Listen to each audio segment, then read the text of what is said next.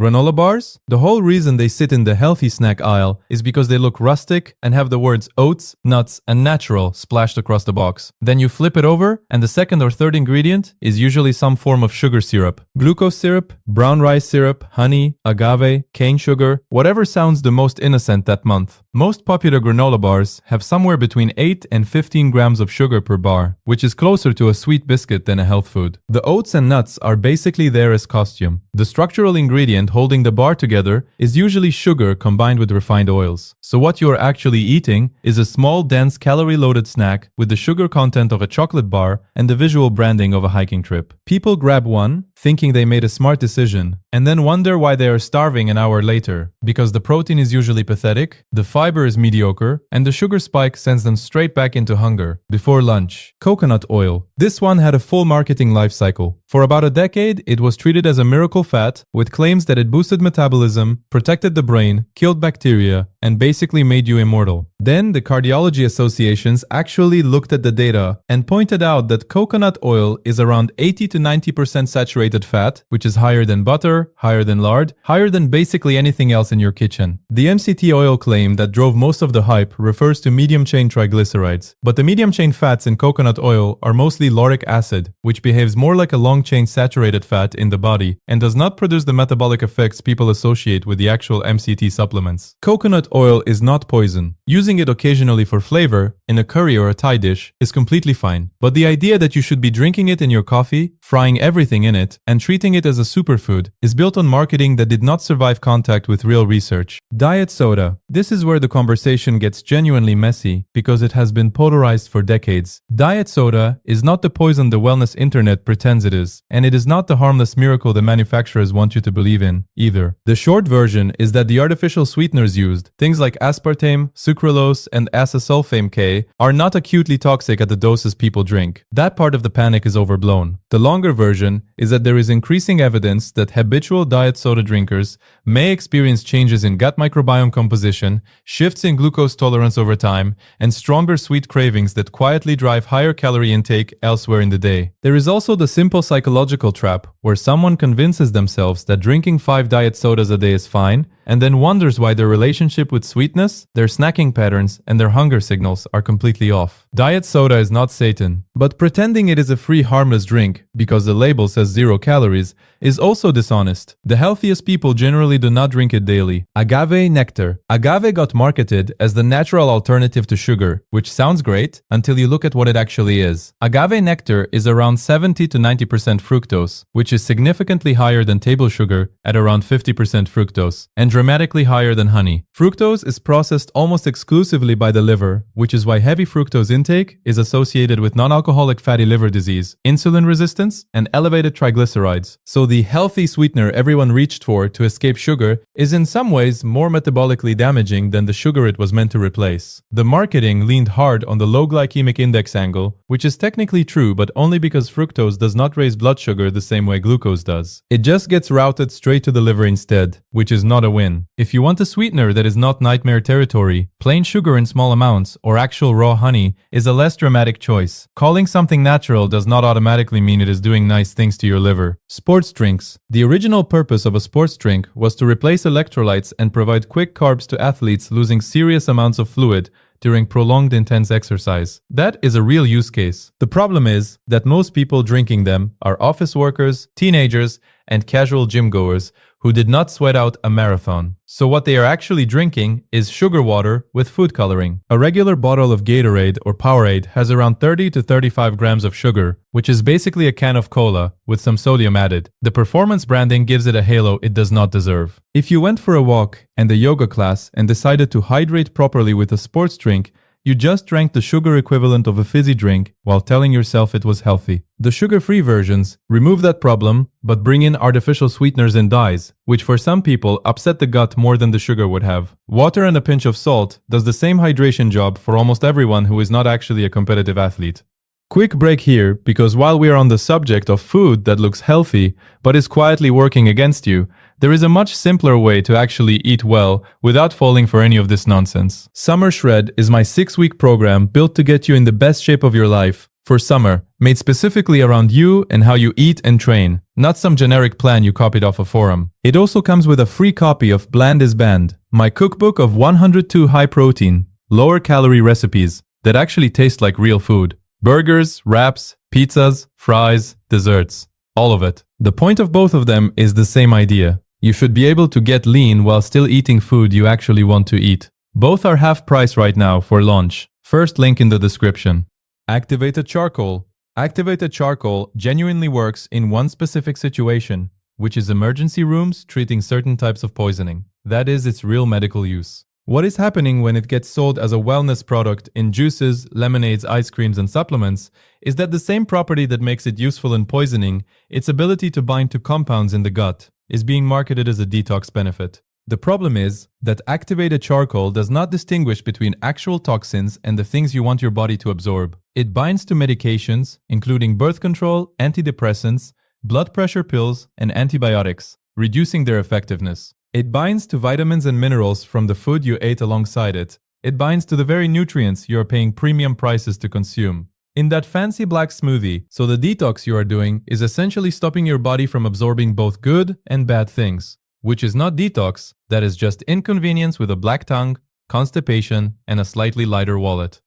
Rice cakes. Rice cakes are the patron saint of foods that look healthy and do almost nothing for you. They are basically puffed white rice pressed into a disc. The fiber is negligible, the protein is non-existent, the calorie count seems low until you realize nobody eats just one, and the glycemic index is closer to white bread than most people expect. So what is happening when someone snacks on rice cakes is they are eating refined carbohydrate that spikes blood sugar quickly, drops it just as fast, and leaves them hungrier than before they started. The diet culture marketing of rice cakes as a guilt-free snack ignores the basic problem that you cannot build a useful meal or snack out of something with no nutritional density. Adding a topping like nut butter, cottage cheese, or avocado can rescue them. But at that point, the rice cake itself is just a crunchy delivery system. You could have eaten a piece of decent bread or a small portion of oats and got more value out of the meal.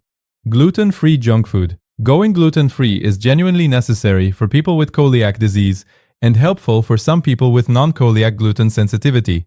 That is real medicine. What is not real medicine is the assumption that gluten-free automatically means healthy, which has driven an entire industry of gluten-free cookies, breads, pastas, and snacks that are nutritionally worse than their gluten-containing counterparts. Removing gluten from a baked product requires replacing wheat flour with things like white rice flour, tapioca starch, potato starch, and gums, which produces a final product that is often higher in refined starch, lower in fiber, and lower in protein than the original. Gluten-free bread tends to have a higher glycemic load than regular bread. Gluten-free biscuits are still biscuits. The packaging usually wraps the product in language that implies cleanness and virtue, when in reality, it is just a different recipe with most of the same problems baked in. If you do not have a medical reason to avoid gluten, going gluten-free will not make you healthier, and the snack aisle version of it will probably make you slightly less healthy than just eating normal food.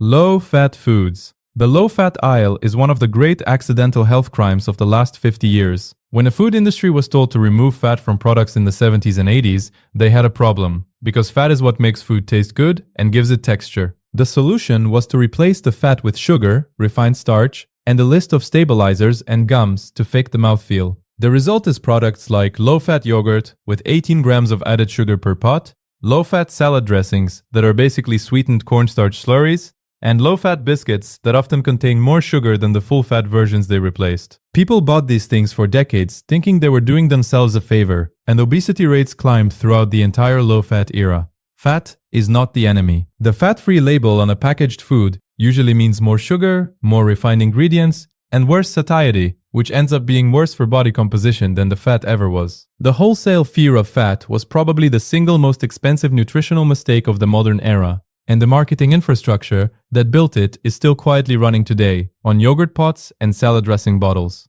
Juice cleanses. There is no part of your body that benefits from being fed sugar water for 3 days. That is what a juice cleanses. You are paying premium prices for cold-pressed juice that has had the fiber stripped out, which means the natural sugar in fruit and vegetables is now hitting your bloodstream with no buffer at all. A typical juice cleanse delivers between 800 and 1200 calories per day, almost entirely from sugar, with very little protein, almost no fat, and it reverses the moment they eat real food again. The detox claim is the same fantasy as every other detox product. Your liver is not waiting for celery juice to arrive before it can finally do its job. It is already doing its job every second, whether you spent 90 quid on green bottles or not. The only thing a juice cleanse reliably produces is fatigue, irritability, bowel disruption, and a renewed appreciation for chewing solid food. 38 fruits, all measured off 100 grams, so it's an even fight. There isn't really a bad fruit out there, that's the honest truth, but some of these are doing 5 times the work of others. And that's what we're actually sorting out today. Let's get into it. Pomegranate. Pomegranate is about 83 calories per 100 grams with 14 grams of sugar. And most of that comes from the seeds themselves, called arils. What puts it near the top is the antioxidant load, punicolagens and hydrolysable tannins that fight inflammation and are tied to better brain and gut health. As you age, sugar is a bit higher than most fruit on this list, but everything else it brings more than makes up for it. S tier. Apple. An apple is about 52 calories per 100 grams with 10 grams of sugar and 2.5 grams of fiber. It's got real antioxidants, quercetin and chlorogenic acid mainly, tied to lower blood sugar and better heart health, but almost all of that sits in the skin and thins out fast the second you're not eating the whole thing. Completely fine fruit, just not doing anything special compared to what's coming. C tier. Quick break before we keep going. If you're sick of diet food that tastes like punishment, the Blandis Band cookbook has over 100 high-protein recipes, including homemade versions of the Big Mac, Cane's, and Chick-fil-A that hit real macros without the drive-thru. 50% off right now, $29.99 instead of $60. If you want the whole thing built for you, the Summer Shred program gives you a personalized 6-week meal plan, plus that entire cookbook free, a fast food survival guide, and a plan for the days that go sideways. Also, 50% off, $59.99. And if money's the actual obstacle, Rich Body Broke Bank breaks down how to eat well on next to nothing. Cheapest proteins, ranked a full week of meals built around 2 cooking sessions. $29.99. Links to all 3 below. Back to the list. Kiwi. Kiwi is about 61 calories per 100 grams with 9 grams of sugar and 3 grams of fiber. It's one of the best vitamin C sources on this entire list, more than an orange gram per gram, plus a real dose of vitamin K and serotonin, which is part of why it's been studied for helping people sleep. About as complete as fruit gets. S tier. Green olives. 100 grams of green olives runs about 145 calories, mostly from fat. 13 to 15 grams of it, mainly the same monounsaturated fat you get from olive oil. Good source of vitamin E and a compound called oleanolic acid that's shown to help the liver. But brined olives are also sitting around 2,000 milligrams of sodium per 100 grams, which is a lot for something you eat by the handful. Watch the salt. C tier. Mango. Mango is about 60 calories per 100 grams, with 14 grams of sugar. It carries vitamin C, beta-carotene, and a mango-specific antioxidant called mangiferin that's been linked to better heart and gut health. Good fruit, just sits on the sweeter side of the list. B tier.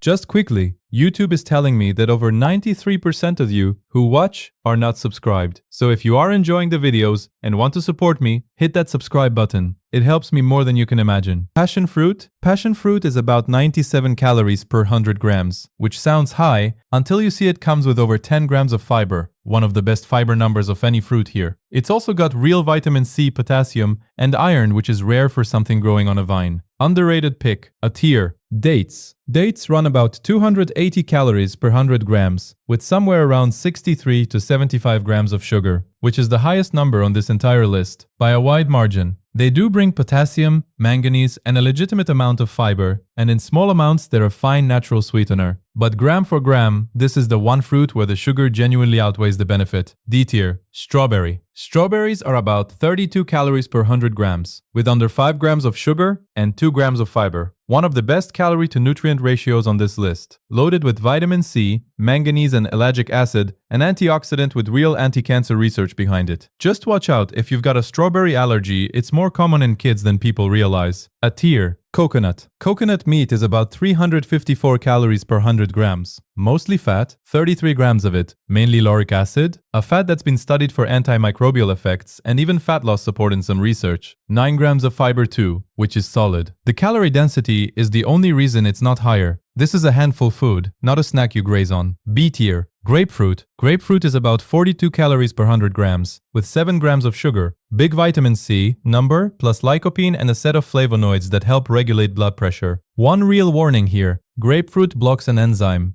your liver uses to process a long list of medications, blood pressure meds, statins, blood thinners, so if you're on anything, check with your doctor before you make this a habit. For everyone else, it's one of the best fruits out there. S tier. Peach. A peach is about 39 calories per 100 grams, with 8 grams of sugar, decent antioxidants, some vitamin C, and a few flavonoids, and it's shown to help with heart and gut health, but compared to almost everything else on this list, it's just quietly average. Not a bad fruit, just an unremarkable one. C tier. Raspberry. Raspberries are about 52 calories per 100 grams, with under 5 grams of sugar and 6.5 grams of fiber, one of the highest fiber counts of any fruit that exists. Manganese, vitamin C, and ellagic acid rounded out, and that fiber number alone is why this belongs near the very top. S tier. Tangerine. Tangerines run about 53 calories per 100 grams with 10 grams of sugar. Good vitamin C, plus a set of citrus flavonoids like hesperidin that support heart and skin health. A perfectly solid citrus pick, it just doesn't separate itself from the rest of the citrus family enough to rank higher. B tier. Avocado. Avocado is about 160 calories per 100 grams, the most calorie-dense fruit most people eat regularly, with almost 15 grams of fat, mostly oleic acid, the same heart-healthy fat found in olive oil. Almost 7 grams of fiber per 100 grams too, which is enormous for a fruit. High calorie, but what you're getting in return justifies it completely. S tier. Dragon fruit. Dragon fruit is about 57 calories per 100 grams, with close to 10 grams of sugar and 3 grams of fiber. It looks like it should be a nutritional powerhouse, but the actual vitamin C content is low, only a few milligrams well behind kiwi or citrus. It's mostly water, with a mild antioxidant boost from the flesh color. Fine fruit, just more hype than substance. C tier. Cherry. Cherries are about 63 calories per 100 grams, with 13 grams of sugar. They carry real anti-inflammatory compounds and natural melatonin, which is why they show up so often in post-workout recovery and sleep research. Sugar's a bit higher than average for fruit, but the functional upside earns it a spot. B tier. Lime. Limes are about 30 calories per 100 grams, with under 2 grams of sugar, one of the lowest sugar fruits that exists, real vitamin C plus citric acid, which helps with iron absorption and kidney stone prevention. Basically, all upside, minimal downside. A tier. Watermelon. Watermelon is about 30 calories per 100 grams with 6 grams of sugar. It's got some vitamin C, but what actually makes it interesting is citrulline, an amino acid shown to improve blood flow and exercise performance. A hydrating, low-calorie fruit with one genuinely unique benefit. B tier. Papaya. Papaya runs about 43 calories per 100 grams with under 8 grams of sugar. It's loaded with vitamin C plus papain, a digestive enzyme that helps break down protein, and is sometimes used for IBS symptoms. Just don't overdo raw unripe papaya. The papain can irritate your throat in large amounts. A tier. Figs. Fresh figs are about 74 calories per 100 grams, with 16 grams of sugar and 3 grams of fiber. That sugar number sounds worse than it is. It's actually in the same range as grapes, and figs bring manganese, potassium, and vitamin K along with it. Just don't confuse these with dried figs, which concentrate the sugar way higher. C tier.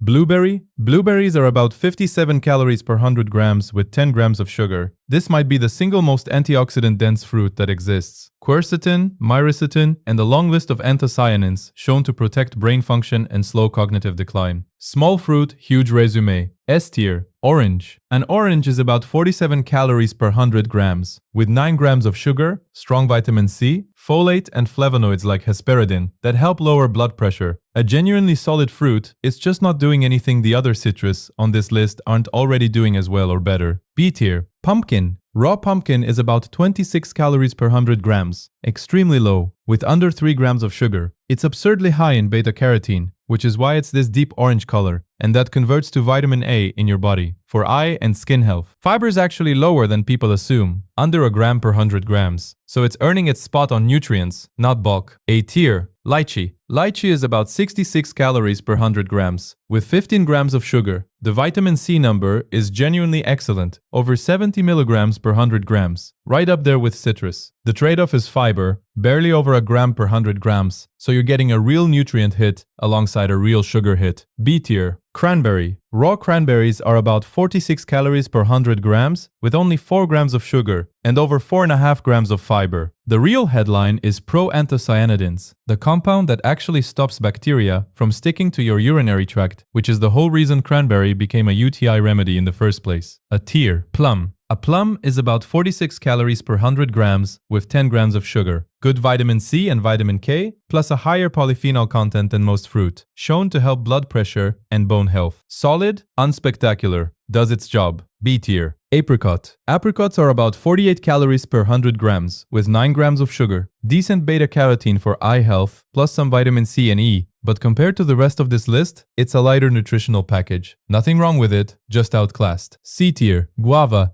Guava is about 68 calories per 100 grams with 9 grams of sugar and 5 grams of fiber. The vitamin C content is almost absurd. Over 200 milligrams per 100 grams, which is close to 3 times what an orange gives you. Add in real fiber and a solid antioxidant lineup, and this might be the single best all-around fruit on the list. S tier. Persimmon. Persimmon is about 70 calories per 100 grams, with 12.5 grams of sugar. It brings a real dose of vitamin A, along with some vitamin C and manganese, and it's shown to support heart and digestive health. Good fruit, just sits in the middle of the pack once you compare it to what's ranked above it. B tier. Butternut squash. Raw butternut squash is about 45 calories per 100 grams, with just over 2 grams of sugar. It's rich in the same carotenoids as pumpkin, supporting eye and immune health, plus real vitamin C, low sugar, high nutrient density, one of the better vegetables masquerading as a fruit on this list. A tier. Grapes. Grapes are about 69 calories per 100 grams, with 16 grams of sugar and under a gram of fiber, one of the lowest fiber to sugar ratios of any fruit here. They do carry resveratrol and quercetin, both tied to heart health, but the sugar to fiber math is what's keeping this out of the upper tiers. B tier. Lemon. Lemons are about 29 calories per 100 grams with under 3 grams of sugar. Vitamin C is the obvious headline, but lemons also carry citric acid, which helps with iron absorption and kidney stone prevention. Extremely low sugar for the nutrition you're getting. A tier. Pineapple. Pineapple is about 50 calories per 100 grams with 10 grams of sugar. It's got manganese, vitamin C, and bromelain, a group of enzymes unique to pineapple that help with digestion and have real anti-inflammatory effects. Just don't go overboard if you're on blood thinners. Bromelain can interact. One of the most complete fruits on the list. S tier. Pear. A pear is about 57 calories per 100 grams with 10 grams of sugar and 3 grams of fiber. It's got procyanidins that support heart health and help lower blood pressure, plus solid digestive benefits. A genuinely healthy fruit that just isn't as dense nutritionally as the ones ranked above it. C tier. Banana. A banana is about 89 calories per 100 grams with 12 grams of sugar, good source of potassium, vitamin B6, and manganese, plus resistant starch when it's a little underripe, which is great for gut health. Most people think of it as an energy food, and it is, but there's more nutrition riding along with that energy than people give it credit for.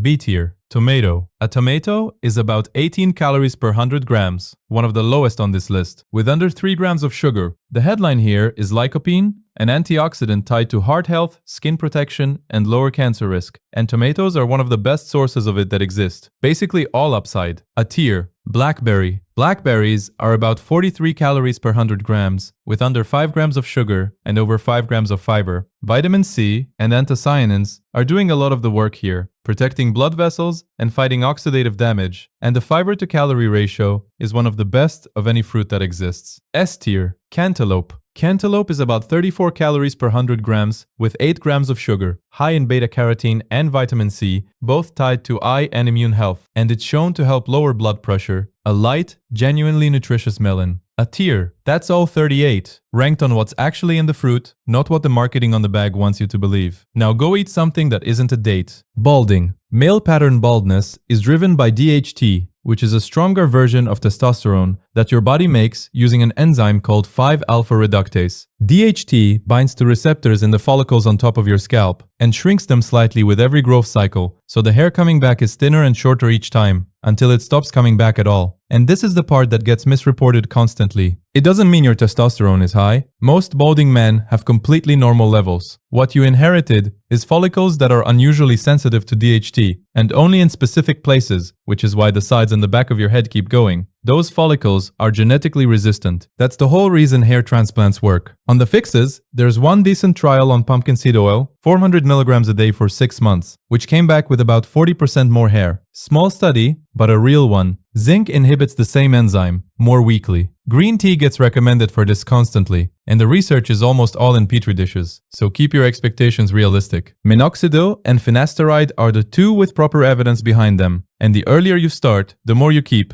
because nothing regrows a follicle that's already dead. Quick break before we keep going. I put together a cookbook called Bland is Banned, 102 high-protein recipes with full macros on every one, including homemade versions of the Big Mac, Cane's, and Chick-fil-A. Given that half this list comes back to blood sugar and what you're actually eating, it's relevant. $29.99 instead of $60. First link in the description. Back to it. Eyebrow loss. Losing the outer third of your eyebrows, just the tail end near your temples, while the inner section looks normal, is called Hertog's sign, and it's been used as a clue for an underactive thyroid for over a century. Thyroid hormone controls the pace of your hair growth cycle, so when it's low, follicles get pushed into their resting phase early and shed. Eyebrows have short growth cycles compared to scalp hair, so they show it first. It usually comes with other things: being cold when nobody else is, tired in a way sleep doesn't fix, dry skin, constipation, weight going up while your eating stayed the same. The standard advice here is iodine, and iodine only fixes this if iodine deficiency caused it, which in any country that iodizes its salt is not the common scenario. Usually it's Hashimoto's, an autoimmune attack on the thyroid, and adding iodine to that can make it worse. So don't supplement on a guess. A TSH blood test is quick and cheap and tells you exactly what's going on. Bloodshot eyes. What you're seeing is the blood vessels on the surface of your eye dilating, and the causes are almost always simple. Screens are the biggest. 1. Because your blink rate drops by roughly half when you're focused on something, so the tear film keeps evaporating and the surface gets irritated. Contact lenses worn too long do it. Allergies do it. Alcohol does it particularly well because it dilates blood vessels, dehydrates you, and reduces tear production at the same time. Dry air, wind, air conditioning, poor sleep,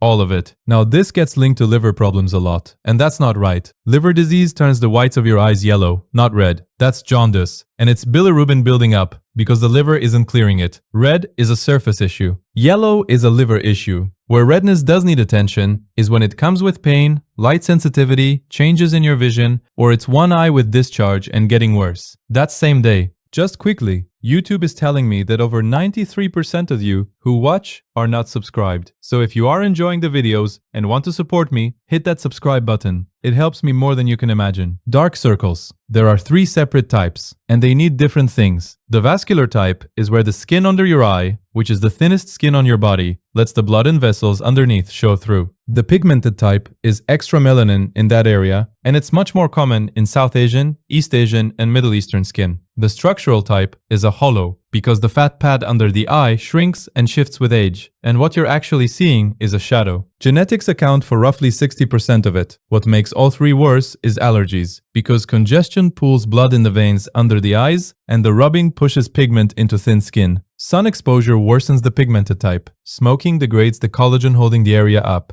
And poor sleep makes you paler, so the contrast increases. So sunscreen under the eyes, treat the allergies properly, sleep. And if yours is structural, no cream is going to touch it because you can't moisturize the shadow. Eye bags. 2 different causes, and which one you have is easy to work out. If it's there in the morning and gone by lunch, that's fluid. You slept flat, gravity pulled fluid in the loosest tissue on your face, and standing up drained it. Salt the night before makes it worse. So does alcohol, crying, and allergies. If it's there at 9 a.m. and still there at 9 p.m., that's not fluid, that's fat. There are fat pads cushioning your eyeball held in place by a membrane called the orbital septum, and as that weakens with age, the fat pushes forward permanently. Kidney and thyroid problems can genuinely cause puffiness around the eyes, but they don't show up on their own. You'd also have swelling in the ankles and hands, foamy urine, and changes in how much you're urinating. For the fluid version, sleep with your head slightly elevated, cut sodium in the evening, cold compress for 5 minutes. Oily skin. Your sebaceous glands produce sebum, and the size and output of those glands is controlled by androgens. It's DHT again, converted inside the gland itself, telling it to produce more. And as with hair, your total testosterone doesn't need to be high, because most of this is how sensitive the receptors in your skin are, which is inherited. For women, there's a pattern worth knowing. Oily skin by itself means nothing. Oily skin plus irregular periods, plus coarse facial hair, plus stubborn jawline acne is a recognized cluster, and it's worth getting PCOS ruled out because it affects between 6 and 12% of women of reproductive age, and a large number are undiagnosed. Zinc has the best evidence of anything you can take for this, because it's a mild inhibitor inhibitor of that same enzyme. And the common mistake is overwashing. Stripping your face several times a day damages the skin barrier, and your skin compensates by producing more oil, not less. Twice a day, something gentle. One upside, oily skin wrinkles more slowly than dry skin. Facial hair in women. This is called hirsutism, and it's specifically about terminal hair, meaning thick and dark, in areas that respond to androgens, so chin, jawline, upper lip, sometimes chest. That's different from the fine vellus hair everyone has. It affects somewhere between 4 and 11% of women. PCOS is the most common cause by a wide margin, and PCOS, together with idiopathic hirsutism, accounts for around 95% of all cases. Here's something useful before you get tested. Measured androgen levels in the blood correlate poorly with how severe the hair growth is, because a lot of it comes down to follicle sensitivity rather than circulating hormone. So normal blood work doesn't mean nothing is happening. The version that needs urgent investigation is rapid onset, developing over months rather than years, particularly alongside a deepening voice or noticeable muscle changes. Everything else, get a proper PCOS workup, because it's treatable. Acne. 4 things are happening at the same time, which is why single products keep failing. 1. Excess sebum under androgen signaling. 2. The cells lining the pore not shedding properly, which plugs it. 3. A bacteria called Cutibacterium acnes, feeding on the trapped oil. 4. Your immune system reacting, which is the red painful part. Androgens start the process, but they aren't all of it. In adult women, breakouts along the jawline and chin that flare in the week before a period follow the hormonal pattern, and that responds to hormonal treatment far better than to skincare. On diet, the 2 things with the most consistent evidence are high glycemic load eating and skim milk, specifically. Chocolate and greasy food have been blamed for decades on very little. Zinc has real trial support, and don't squeeze the deep painful ones, because those scar, and scarring is permanent in a way the spot isn't. Cataracts. What's physically happening is that the proteins in your lens, called crystallins, clump together and start scattering light, instead of letting it pass through, which is why you get halos around headlights, washed out colors, and worse night vision. The main drivers are age, UV exposure, smoking, long-term steroid use, and blood sugar. The blood sugar mechanism is specific and worth knowing. When glucose is chronically high, an enzyme called aldose reductase converts the excess into sorbitol. Sorbitol can't easily leave the lens cells, so it builds up, water follows it in to balance the pressure, and the lens fibers swell and rupture. That's why diabetic cataracts appear earlier and progress faster. On the supplements, NAC eye drops are marketed very aggressively for this, and the evidence behind them is weak and disputed. Vitamin A and B1 matter if you're deficient, and do nothing much if you aren't. What actually reduces risk is UV blocking sunglasses, not smoking, and controlling blood sugar. And once it's advanced, the only treatment is surgery, which takes about 15 minutes and is one of the most successful operations in medicine. Red cheeks. This gets attributed to Cushing's syndrome, and Cushing's occurs at roughly 1 to 3 cases per million people per year, so it's genuinely rare. What red cheeks almost always are is rosacea, and rosacea is common. It's a dysregulated vascular and immune response in the center of the face. And one notable finding is that Demodex mites, which live on everyone's skin, are found at around 15 times higher density in people with rosacea. The triggers are consistent and worth tracking. Red wine in particular, spicy food, hot drinks, heat, cold wind, sun, and stress. There's also a research thread connecting rosacea to small intestinal bacterial overgrowth, where about half the patients in one small study had it, and nearly half improved markedly once it was treated. Interesting, not settled. And if it genuinely were cortisol, red cheeks wouldn't be the only sign. You'd also have purple stretch marks, easy bruising, weight gain around the middle with thinning arms and legs, and real muscle weakness. That combination is a cortisol test. For everyone else, track triggers, wear SPF daily, because sun is the single biggest one, and see a dermatologist, because rosacea responds well to treatment. Gray or brown patches, that's melasma, and it's symmetrical. Usually cheeks, upper lip or forehead, with edges that fade rather than stop. Estrogen and progesterone stimulate the pigment-producing cells in your skin by increasing the activity of tyrosinase, which is the rate-limiting enzyme for melanin. That's why it appears in pregnancy, on the pill, and through perimenopause. And about half of all cases start during a pregnancy. But hormones are only half the equation. UV is the most potent environmental trigger for melasma, And visible light triggers it too, which matters practically because a clear chemical sunscreen doesn't block visible light, and a tinted mineral one with iron oxides does. That single swap is the most effective thing available. Dim and cruciferous vegetables get recommended widely, and the evidence specifically for melasma is thin. Iodine has no role here. Melasma often fades after pregnancy or coming off hormonal contraception, and it returns quickly with unprotected sun exposure.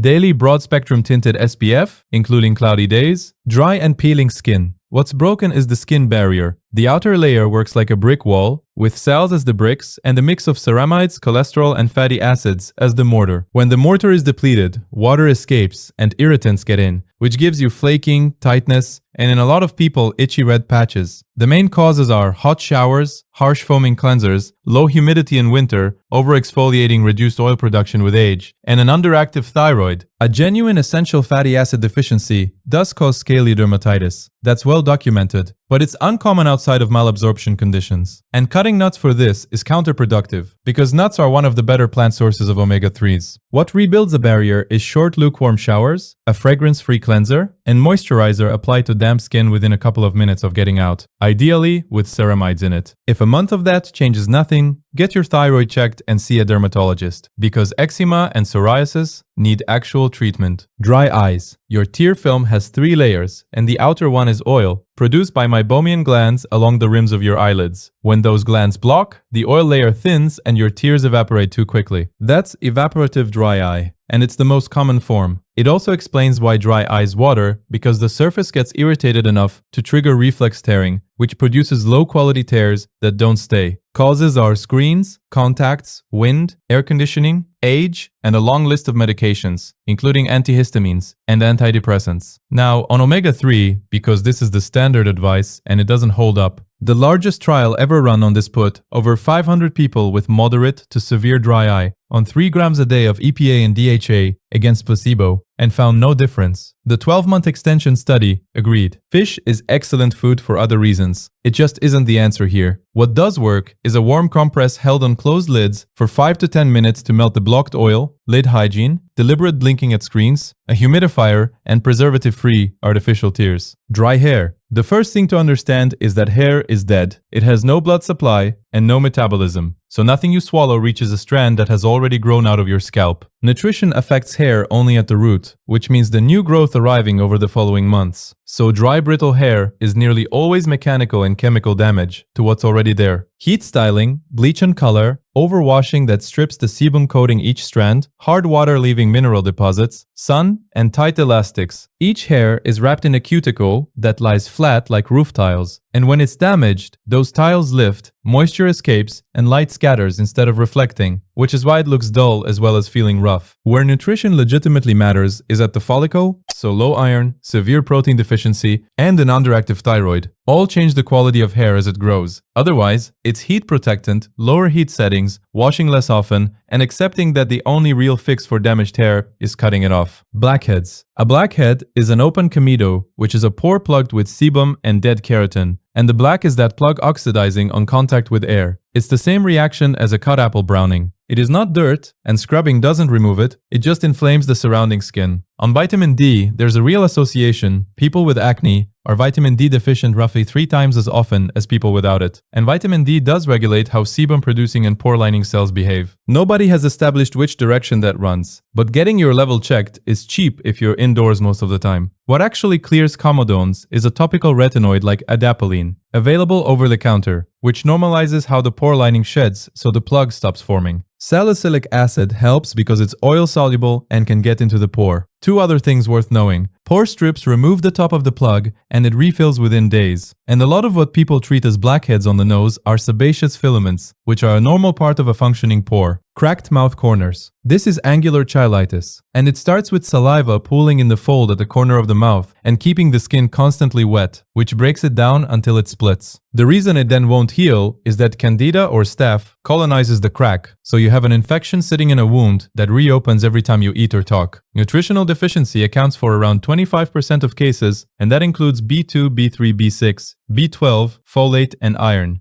Iron is a well-documented one, with cases clearing within 4 weeks of oral iron, once the deficiency was corrected. The remaining cases come from ill-fitting dentures, loss of facial height as teeth wear down, braces, mouth breathing, and isotretinoin. Practically, use a barrier ointment to physically keep saliva out of the fold. Stop licking it, and if it's still there after a week or two, get it looked at, because you'll likely need an antifungal and it's worth a blood count and ferritin test. At the same time, cold sores. These are HSV. 1 and around 3.8 billion people under the age of 50 carry it, which is 64% of the global population. Most people acquire it in childhood. It is not a hygiene issue, and it doesn't indicate a broken immune system. After the first infection, the virus travels up the nerve and settles in the trigeminal ganglion, a cluster of nerve cells behind your face, where it stays dormant and out of reach of treatment. When local immune surveillance drops, it travels back down that same nerve and erupts at the same site, which is why it recurs in exactly the same place. Triggers are fever or illness, strong sun exposure on the lips, stress, exhaustion, dental work, and hormonal shifts. Only around 30% of carriers get recurrent outbreaks at all. Antivirals work best started at the first tingle, rather than once the blister has formed, because the window is short. SPF lip balm prevents the sun-triggered ones. Lysine gets recommended widely, and the evidence is mixed. One firm rule: an active cold sore is contagious, and HSV in a newborn is a medical emergency, so nobody with an active sore should be kissing a baby. Rounded face. The most common explanation is body fat, because the face is one of the first places it becomes visible and one of the last places it comes off. The second is fluid retention,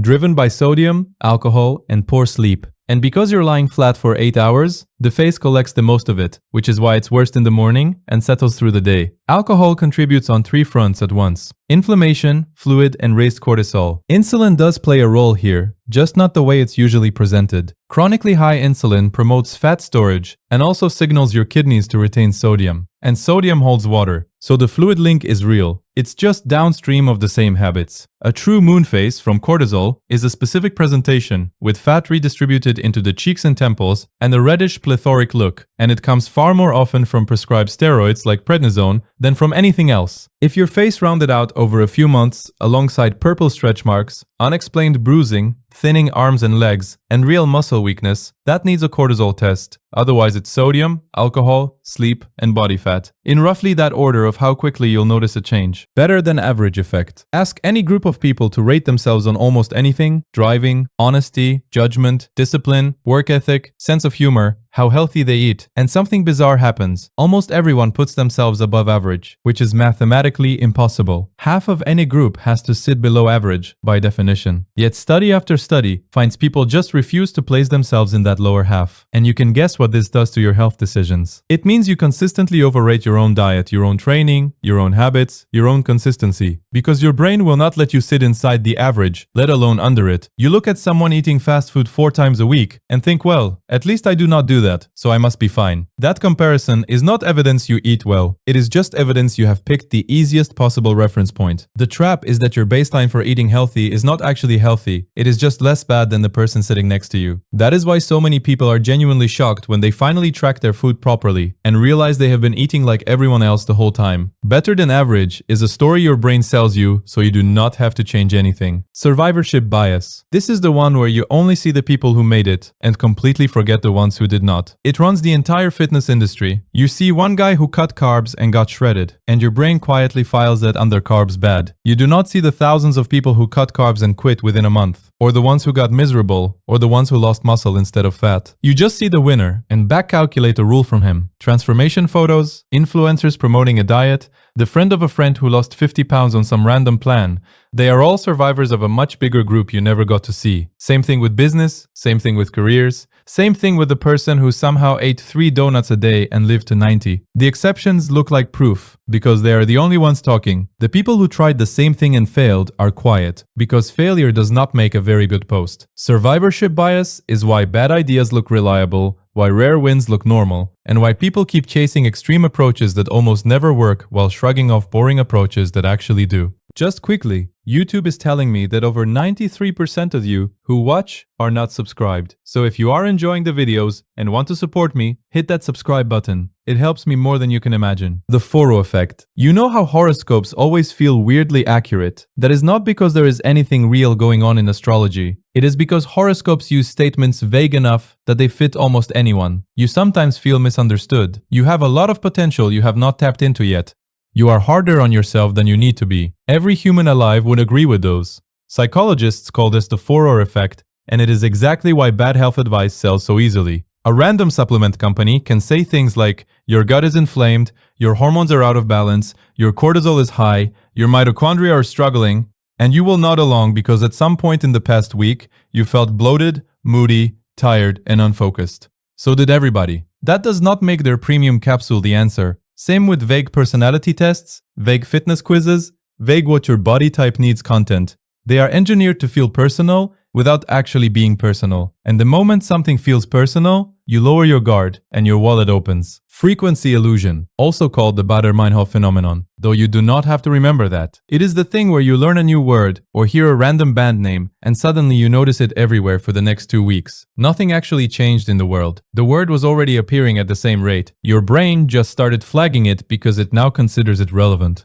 This shows up in health in a couple of very annoying ways. Get told you might have low iron, and suddenly everyone around you seems to be talking about iron. See one video claiming seed oils are killing you, and suddenly every ingredient list in your kitchen becomes a threat. The information volume did not go up. Your filter changed. This is also why people who start a new diet suddenly seem to see that everyone around them is doing it. They are not. You are just noticing the ones who are. It is worth knowing about because it makes health trends feel more universal and more urgent than they actually are. And your brain will happily use that fake sense of everyone is talking about this as reason enough to change your entire diet on a whim.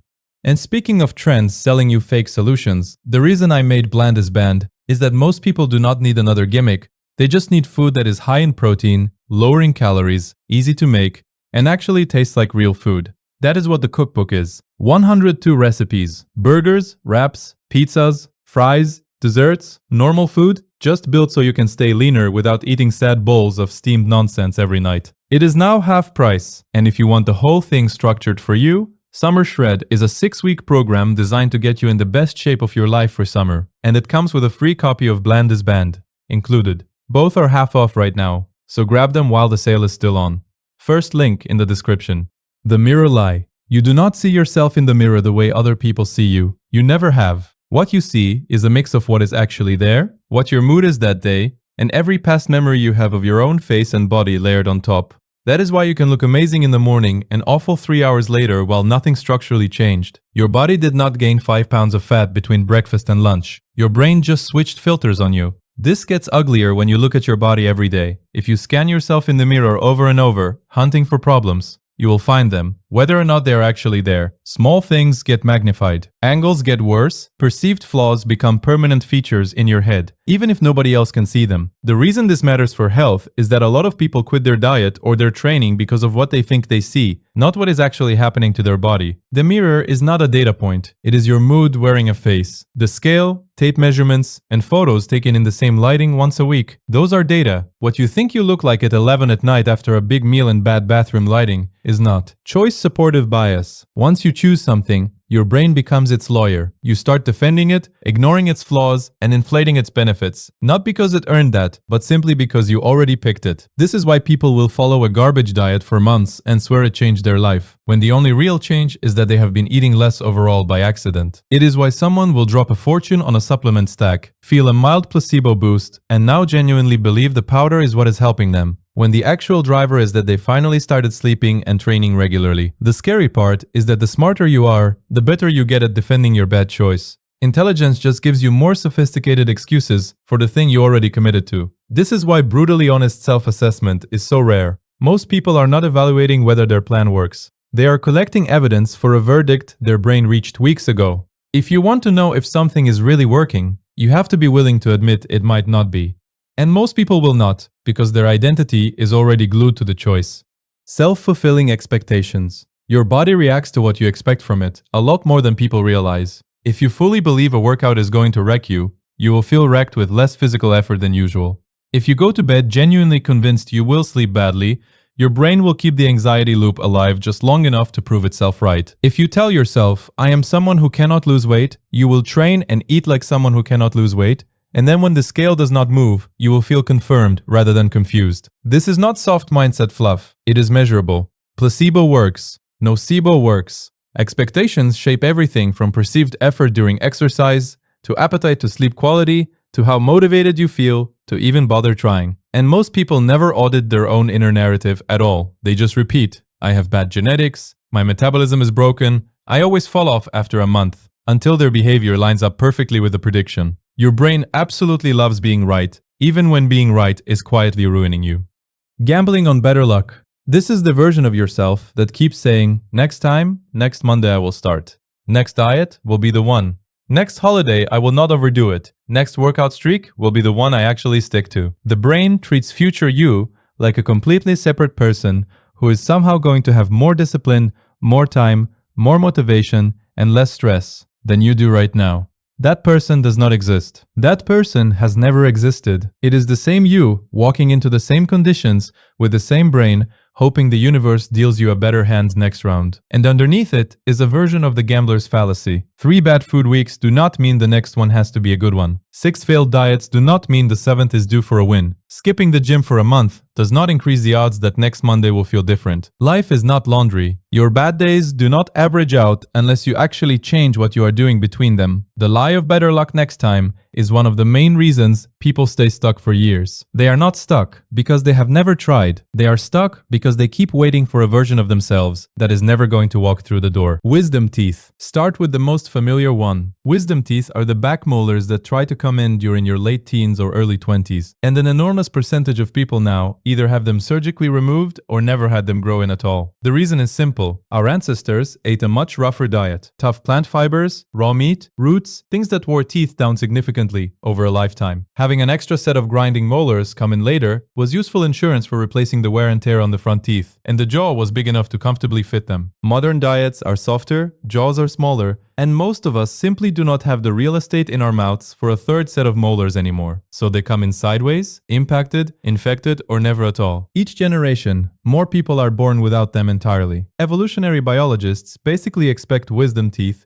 to disappear over the next several thousand years. They are already on their way out. The fact that we routinely remove them in young adulthood is just us speeding up a process the body is already trying to handle on its own. Palmaris longus. This is a thin little ribbon of a muscle that runs down the inside of your forearm, from your elbow to your wrist. Press your thumb and pinky together, then flex your wrist slightly, and if you see a tendon pop up in the middle of your wrist, you have it. Roughly 10 to 15% of people do not. They are missing it on one or both sides and have absolutely no difference in grip strength, hand function, or anything else. That is the giveaway. A muscle that you can be born completely without and still function normally is not a muscle the body is fighting to keep. It used to matter back when humans were hanging from branches, climbing, and using the forearm more aggressively in 3 dimensions. It contributed to the hooked grasping strength that mattered when our ancestors spent serious time in trees. Hand surgeons actually love it now for one strange reason. Because it is functionally useless, they harvest it for tendon transplants in other parts of the body. So the only real job your palmaris longus has in modern life is being spare parts for surgeons. That is not a muscle with a long future. Ear muscles. You have 3 tiny muscles around each ear called the auricular muscles, and the vast majority of people cannot consciously control them. A small number of people can wiggle their ears, which is usually treated as a party trick. In other mammals, the same muscles are anything but a party trick. Dogs, cats, deer, horses, all of them can swivel their ears independently toward a sound to locate predators or prey. The muscles are powerful, fast, and connected to a sharp reflex circuit. In humans, those circuits are still there, just nearly silent. Studies using electrodes have actually shown that human ear muscles still try to twitch toward sounds when something interesting happens off to the side. They just do not have enough strength or coordination to move the ear visibly anymore. The hardware has been sitting there for so long without serious use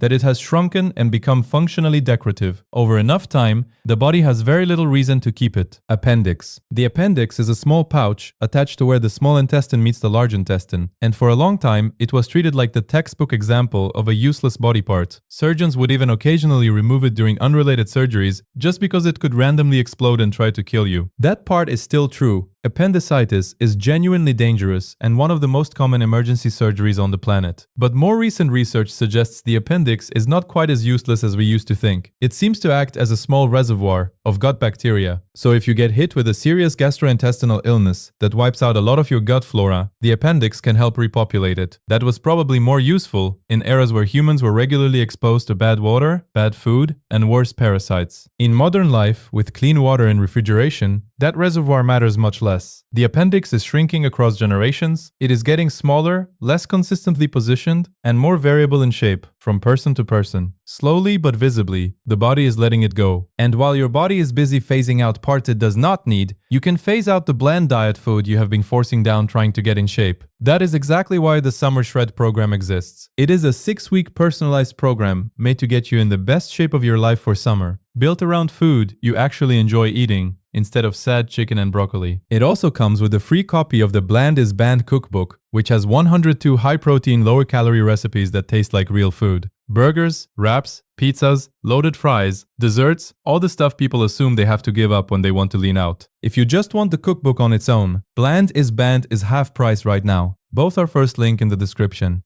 Tailbone. At the very bottom of your spine sits the coccyx, 3 to 5 small fused vertebrae that hang off the end like an afterthought. That is your tailbone, and it is the leftover of an actual tail. Embryologically, human fetuses develop a small tail around week 4 to 6 of development that then gets reabsorbed before birth. In rare cases, babies are born with vestigial tails that get surgically removed shortly after. The tailbone itself still anchors some pelvic floor muscles and provides a bit of structural support when you sit, which is why fracturing it is one of the most miserable injuries a human being can experience. But its main historical job was being the base of a tail, used for balance, communication, and locomotion. In our earlier ancestors, as humans started walking upright on 2 legs, the tail became more of a liability than an asset. The body shrunk it, fused it, tucked it inside the pelvis, and gave it almost nothing important to do. The trend is for it to keep shrinking. In a few 100,000 years, it may not even be a distinct structure at the bottom of the spine anymore. Jacobson's organ. This one is sneaky because most people do not even know they have it. The Jacobson's organ, also called the vomeronasal organ, is a tiny pair of pits in the nasal cavity that in many other mammals detects pheromones. Snakes use it constantly. That tongue flicking they do is actually them grabbing chemical particles from the air and shoving them up into the Jacobson's organ to work out who is around, who is mating, and who they might want to eat. In humans, the structure is still there in most people anatomically, but the neural connections to the brain have largely gone quiet. We do not seem to consciously detect pheromones the way other animals do. There is some debate over whether it still has any subconscious effect on attraction or social signaling, but the dominant view is that it is functionally vestigial in modern humans. Once a structure is disconnected from the brain, evolution stops protecting it. The organ is gradually getting smaller and more inconsistent in size, from person to person, which is usually a sign that the body is in the early phase of letting it disappear entirely. Pinky toes. Look at your foot. The big toe does most of the work. It pushes off the ground when you walk, helps you balance when you stand on one leg, and bears the majority of the load when you sprint. The middle 3 toes contribute to grip and stability, especially when you are barefoot. The little toe at the end is basically the freeloader of the lineup. It has very limited grip strength, contributes almost nothing to balance, and breaks more easily than any other part of the foot when introduced to coffee tables in the dark. Earlier humans used their feet much more dynamically. They gripped uneven ground, climbed, walked on rough terrain barefoot, and the outer toe contributed more to that kind of varied use. Modern flat shoes and flat floors have removed almost all of those demands. Studies of foot proportions over the last several thousand years suggest the pinky toe has been gradually shrinking relative to the rest of the foot. It is on the same path as wisdom teeth, just slower. The body is mid-conversation about whether it still needs this particular passenger. Arrector pili muscles. These are the tiny muscles attached to each hair follicle that cause goosebumps. When you get cold, scared, or moved by a piece of music, the arrector pili contract and pull your hair upright. In furry mammals, that is genuinely useful. Puffing up fur traps a layer of warm air against the skin for insulation, and in a threat situation, it makes the animal look bigger to potential predators. Both of those benefits depend on actually having enough hair to puff up. Humans are essentially naked compared to our furrier relatives. We still have the muscles, but the hair is no longer dense enough for them to do anything functional. So goosebumps in humans are basically your body running outdated software, trying to insulate or intimidate with fur we no longer have. It is one of the more obvious examples of leftover machinery still installed in the body, even though the original use case is long gone. The muscles themselves are not going anywhere fast because they are tied to the hair follicle system, but their entire reason for existing has effectively expired. Sinuses. Your sinuses are the air-filled cavities in your skull, around your nose, eyes, and forehead. The leading theories about why they exist include lightening the skull so your head is not absurdly heavy, helping with vocal resonance, humidifying inhaled air,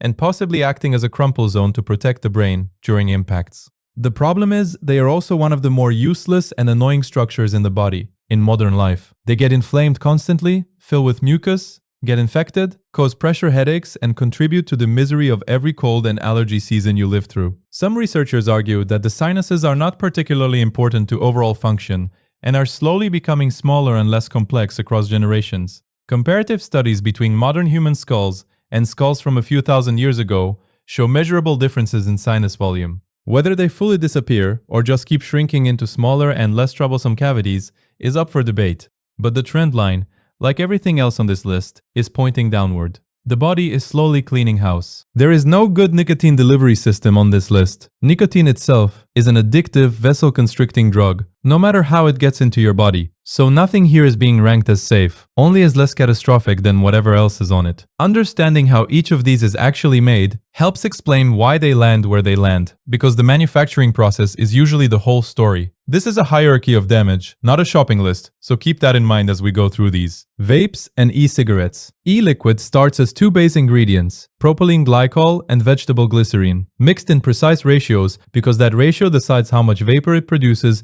and how harsh it feels in the throat. The nicotine gets added either as free base pulled out of tobacco leaf using ammonia, or as a nicotine is reacted with a weak acid like benzoic acid to neutralize its natural alkalinity, so a higher concentration can be inhaled without feeling like you are gargling smoke. Flavor concentrates go in last, and some liquids sit for days or weeks in a process called steeping, so the flavors actually blend rather than tasting sharp and separate. None of that gets burned. A coil heats the liquid until it vaporizes, which is exactly why vaping removes a huge chunk of the 7,000 chemicals cigarette smoke produces. But fewer toxic chemicals than a cigarette is a low bar, and vaping still sends ultrafine particles deep into lungs that were not built for them, along with flavoring chemicals whose long-term effects are still being studied properly. It has not existed long enough for anyone to honestly tell you what 20 years of vaping does to a person. And the people finding that out first are the ones vaping heavily right now, particularly on the disposable high-nicotine devices that got popular with people who never smoked a cigarette in their life. That lands vaping in pretty bad tier, meaningfully better than burning something, nowhere close to clean. Cigarettes. Tobacco leaf gets cured first, usually flue cured with heated air to lock in sugar content, then treated with a casing, essentially a flavoring sauce made from sugar, licorice extract, and cocoa products. That can make up over 4% of the finished weight and exists to smooth out the natural harshness of the leaf. The stems, dust, and offcuts left over do not get thrown away. They get ground into a slurry with water, a binder, and glycerin, pressed into thin sheets, dried, and cut back into strips that get blended right in, with the actual leaf as filler. Roll all of that in paper, add a cellulose acetate filter, and you have a cigarette. Setting fire to that blend and inhaling the smoke sends more than 7,000 chemicals into your lungs in one go, somewhere around 70 of which are directly linked to cancer before you even get to the carbon monoxide. The tar coating your airways, or what constant combustion does to the lining of your throat and mouth. Cigarettes are tied to cancers in the bladder, pancreas, kidney, and esophagus, not just the lungs, and they remain the leading cause of preventable death worldwide by a wide margin. Cancer speedrun tier? No debate. No close second. Nicotine pouches. This is the one product on the list that does not need a tobacco leaf at all. Nicotine gets pulled from tobacco using a solvent like water or ethanol, or increasingly it is made synthetically in a lab by rebuilding the nicotine molecule from scratch, without a plant anywhere in the process. Either way, it gets purified into a clean powder, converted into freebase or salt form depending on the brand, and blended with a plant fiber filler, usually cellulose, along with sweeteners and stabilizers. That mixture gets packed into small white sachets made of heat-sealed, non-woven cellulose paper, sealed on the edges, and that is the entire product. No leaf, no combustion, no inhalation, and no tobacco-specific nitrosamines at any meaningful level, because there is no tobacco to produce them from. What is left is essentially nicotine, flavoring, and a small fiber pouch sitting against your gum. And while that is not nothing, gum irritation and straightforward nicotine dependence are a very different category of problem to cancer. That is a could be worse placement, one of the mildest entries on the whole list. Just quickly, YouTube is telling me that over 93% of you who watch are not subscribed. So if you are enjoying the videos and want to support me, hit that subscribe button. It helps me more than you can imagine. Chewing tobacco and dip. Loose leaf chewing tobacco starts with leaves cured at a slightly elevated temperature, threshed into flakes with the stems removed, then treated with flavorings and dried down before packing. Moist snuff, the dip in a tin, is a different build. It typically blends both air-cured and fire-cured tobacco. And fire curing means the leaves hang directly in smoke from an open fire for days, which raises the levels of certain smoke-related compounds even though nothing about the final product is ever lit. That blend gets ground fine, fermented, moisture-adjusted, sweetened, and flavored before packing. Holding either of these against your gums for extended periods exposes that tissue directly and repeatedly to nicotine and tobacco-specific nitrosamines, and it is strongly linked to oral throat and pancreatic cancers, along with gum recession and tooth loss that tend to show up years before the cancer risk becomes obvious. The nicotine absorption per use is also higher than a cigarette, so the addiction sets in just as hard, sometimes harder. That is a clean, very bad for you, one tier down from the stuff that is actually on fire. Hookah or shisha. Shisha tobacco is shredded leaf mixed with molasses or honey and glycerin, which acts as a humectant to keep it moist, plus flavoring, then left to age into a sticky paste before packing. None of that gets directly lit. Charcoal sits above the bowl on a layer of foil, and the heat radiating down is what vaporizes the tobacco and molasses mixture into smoke, which is the whole basis for people assuming hookah is somehow gentler. It is not, because the water in the base only cools that smoke down. It does not filter out what is actually in it. A single hookah session regularly runs well over an hour, and in that time you end up inhaling a volume of smoke that adds up to something closer to a whole pack of cigarettes, and the burning charcoal adds its own carbon monoxide on top of whatever the tobacco is already producing. Cancer speedrun tier, same as the cigarette it is pretending not to be.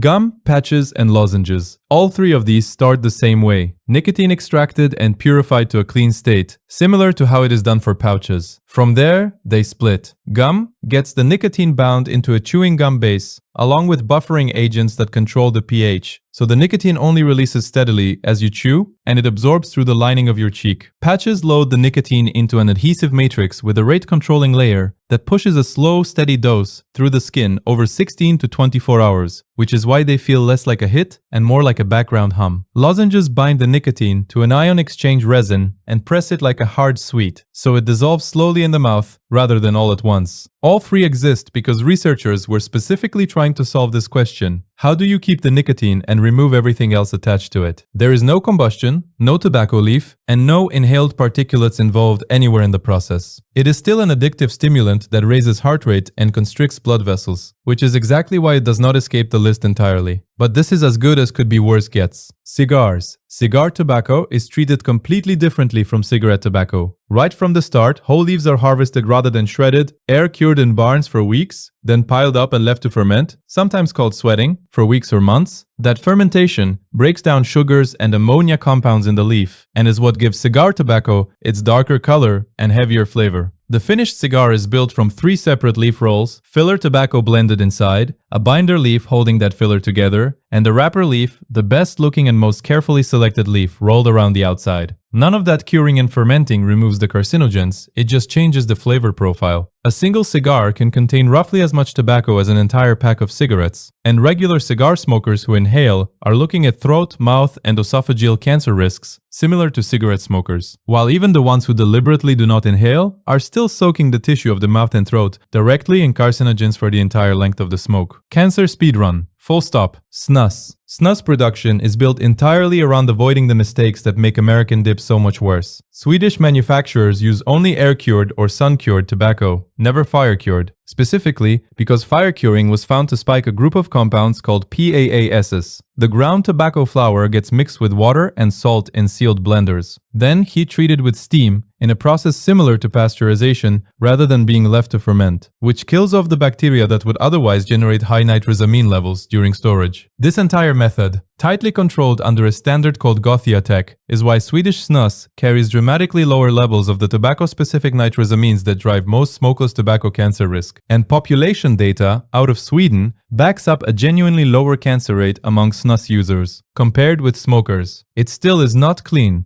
Gum irritation and some cardiovascular effects remain part of the deal. But it is enough of a step down in how it is actually processed to land in pretty bad tier rather than sitting with the dip. Heated tobacco inside. A heated tobacco stick barely resembles a leaf by the time it is finished. Tobacco gets ground into a fine powder, mixed with water, glycerine, guar gum, and cellulose fibers, then reformed into a thin cast sheet, crimped, and rolled into a small plug, which then gets assembled into a stick with its own filters, closer in construction to a small cigarette than an actual leaf. The device itself heats that plug to somewhere around 300 to 350 degrees, well below the 600-degree range a lit cigarette reaches, which produces an aerosol rather than actual smoke and does genuinely cut down on some combustion byproducts. But it is still tobacco, still delivering tobacco-specific nitrosamines and other carcinogens into your lungs, just at a reduced dose rather than an eliminated one. The marketing leans hard on the phrase reduced risk, which is true only in the sense that getting hit by a slightly smaller car is still getting hit by a car. Very bad for you tier. Pipe tobacco. Pipe blends usually combine several cured tobacco varieties and manufacturers process them, one of two main ways: cut into fine ribbons for a loose airy burn, or pressed into flakes or plugs and left to age for months, which lets the leaf keep fermenting slowly and deepens the flavor well beyond what curing alone achieves. Aromatic blends get an additional casing of flavoring brushed onto the leaf, similar in concept to how cigarette tobacco gets its sugar casing. None of that changes the fundamental fact that pipe tobacco is still combusted in the bowl and still delivers a heavy dose of the same carcinogenic compounds cigarettes do, and because a pipe session tends to last a long time, total smoke exposure per sitting can end up higher than people expect. Lip, mouth, and throat cancers show up in regular pipe smokers at rates well above non-smokers, even among those who insist they never actually inhale. Cancer speedrun, same tier as cigars, same reasoning. Pale straw. Sometimes it's a light yellow, sitting right between straw and honey. That's the one you actually want to see. Most of the time you look down, and once you understand why, pretty much everything else on this list starts to make sense on its own. Urine gets its color from something called urochrome, a pigment your body makes constantly, just from breaking down old red blood cells. Everyone produces it, all day, no matter what you eat or how healthy you think you are. What actually changes is how much water that pigment is sitting in, and that comes down almost entirely to how hydrated you currently are. Think of it like orange squash. Add loads of water and it goes practically clear. Barely add any and it turns dark and syrupy. Your kidneys are doing the exact same thing with urochrome, just automatically all day long, whether you're paying attention or not. Pale straw to light yellow basically means your kidneys have enough water to work with, and they're clearing waste at a normal concentration. It's not a flashy piece of health information, but it's one of the only signals your body hands you multiple times a day for free, and most people never once look before they flush. You don't need an app for it, you don't need a test strip, you just need to actually glance down for 2 seconds, and most of us can't even manage that. And before anyone comments about drinking water first thing in the morning to fix this, hold that thought, because that's not quite how it works. Your first pee of the day is almost always a shade or two darker than everything else, even if you drank plenty the night before. That's just 8 hours of your kidneys quietly concentrating everything down while you slept and weren't topping anything up. So don't panic the second you wake up and see amber. Give it until your second or third trip to the bathroom before you actually judge the color. That's when it tells you something real about how you're doing that day. Almost neon yellow. Worth mentioning while we're here, if you take a B vitamin supplement or a multivitamin with a decent dose of B2 in it, don't be alarmed the next time your urine comes out almost neon yellow. That's got nothing to do with hydration at all. That's just your body flushing out the extra B vitamins it didn't need. Riboflavin especially is famous for it. It looks dramatic, it means absolutely nothing, and it usually fades back to normal within a few hours. Genuinely one of the most Googled "am I dying" moments out there. And the answer is almost always no. You just took your vitamins. Dark amber. This is real dehydration, not the mild version where you're just a little bit thirsty. This is your kidneys actively holding on to every drop of water they can get and concentrating everything else down because of it. It usually shows up with a headache creeping in around the edges, a mouth that feels dry no matter how much you swallow, and a tiredness that sits heavier than normal fatigue, the kind that makes you start wondering if something's seriously wrong with you. Nothing seriously wrong. You're just thirsty, and the fix genuinely is just water. but it needs to actually happen instead of being something you tell yourself you'll get around to later in the day. This is one of the most common colors people are walking around with, mostly because most people just don't drink enough through the day, and only clock it once they're already well behind on it. The rough rule most people go by, somewhere around 8 glasses a day, is a decent enough starting point, though your actual number depends on your size, the weather, and how much you're sweating that day. But you don't really need to count anything if you just check the color instead. That's the whole point of this list. And if you train, this one matters even more than you'd think, because a couple of %